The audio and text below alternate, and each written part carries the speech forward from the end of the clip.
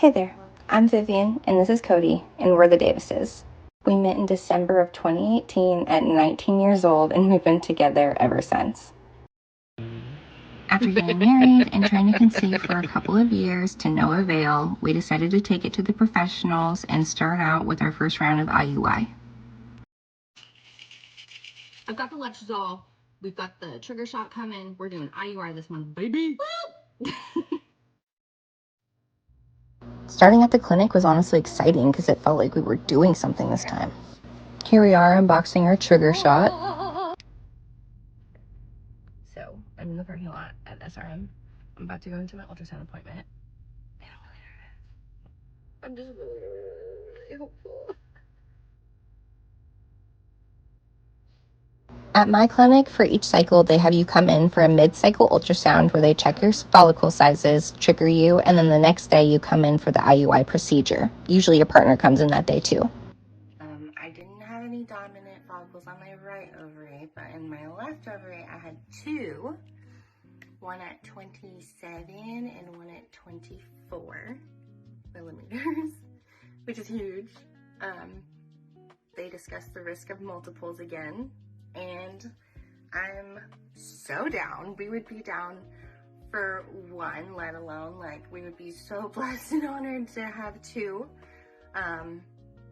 Tomorrow is our IUI. It's at 8 o'clock in the morning.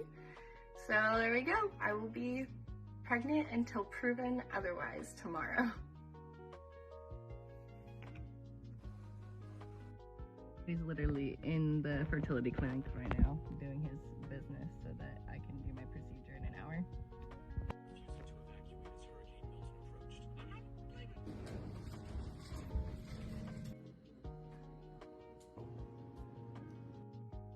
We told our closest friends right afterwards and even went and got fries to try to solidify the deal. My dog stepped on my pee-pee collage, but I just wanted to show you. You can see the lines still. So I'm 7 DPO, 8 days post-trigger. So I have 8, 9, 10, 11-ish, so 4 days until we'll know if it worked or not. As y'all can probably tell, I'm not doing so hot today. It's 12 days post-ovulation. And honestly, I think I'm out. I cried a lot this morning. But I still have 2 more days of testing, and I'm delusional, so.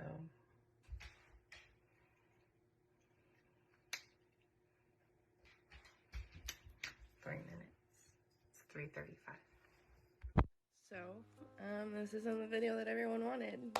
It didn't work. It didn't stick. It didn't work. All my tests are negative. But that's the reality of sharing these things, right? Sometimes it just doesn't work. So, yeah.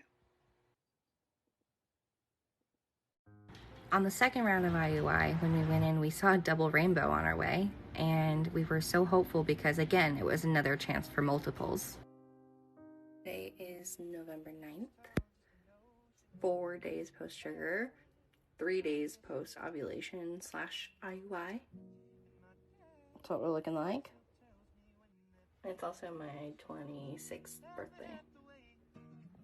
We don't usually talk about how it sucks to have birthdays while in infertility treatment. Cody and I's parents both had kids when they were pretty young, and they had their oldest out of the house in their 30s. And I guess it's just kind of sitting in for me that Cody and I will be at least, 47 if we have a child this year, before they're 20. And that just kind of like, I mean, that's okay. It's just later. I thought I was gonna have 3 kids by now.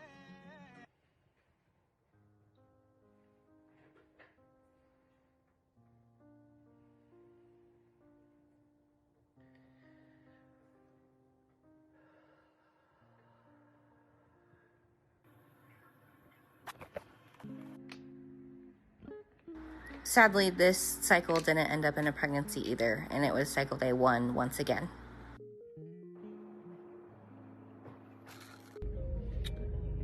We are Christmas shopping today. We're at the mall.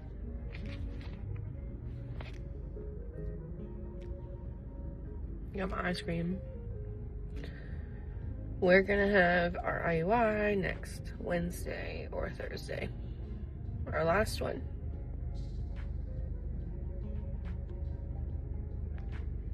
This last IUI felt a little different. The spirits were down. We weren't very hopeful. And I honestly cried a lot right after because it just didn't feel like it worked. So, this morning I took a test and there was a line. But then I tested again and there wasn't. Nor was there a line this evening. And so, like, it's just so stupid. After this negative, the holidays came and we started prepping for Cody's surgery. Doctors had found a varicocele on Cody that they wanted to remove on December 23rd, 2025. In that door. He checked in. Right there. And then we said goodbye. Right there. After the surgery, they wanted him to recover for about 90 days before rechecking. 90 days post his surgery, he went in for another semen analysis to see how it went. This is the room where they do the semen analysis. They try to make it as cozy as possible.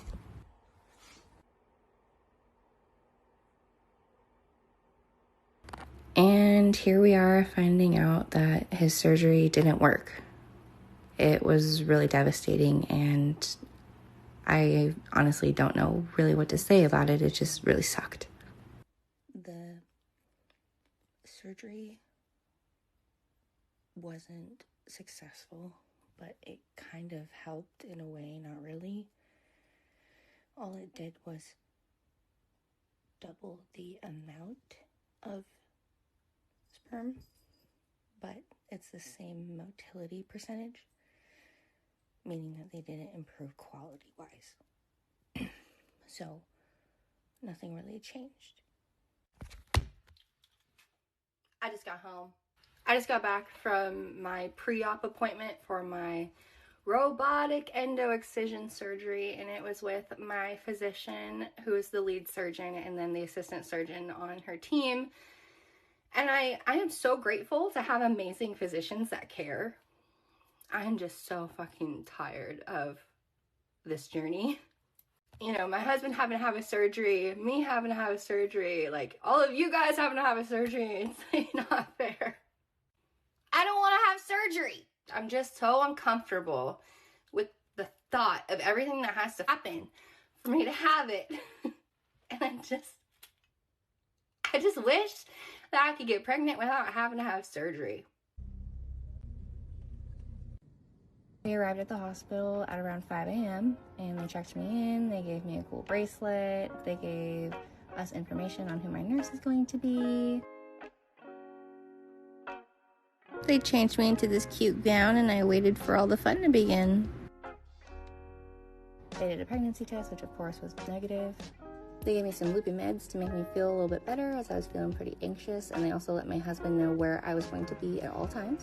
When I woke up, I was in this room, and I had that little fan thing because I get hot really easily. They ended up finding some endo lesions, which they took out, but unfortunately they also found that both of my tubes are permanently blocked.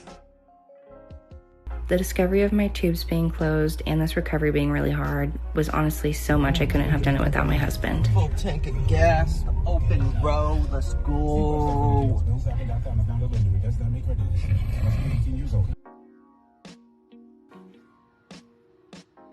For a while, choosing to get out of bed every day was really hard. I felt like there was no point, and honestly, I felt devastated because I feel like we're never going to be able to get to IVF if it all relies on financial reasons. Our last hope was that this surgery was going to change things for us and that we were going to be more fertile. I never dreamt that it would be the opposite outcome. But we're taking things by the day, one thing at a time. And I know that wherever we end up in our story, whether it's with kids or not, it'll be together. And that's all that I can ask for. If you've made it this far and want to support our journey, we've included links like our GoFundMe below. Thank you so much for watching. Until next time.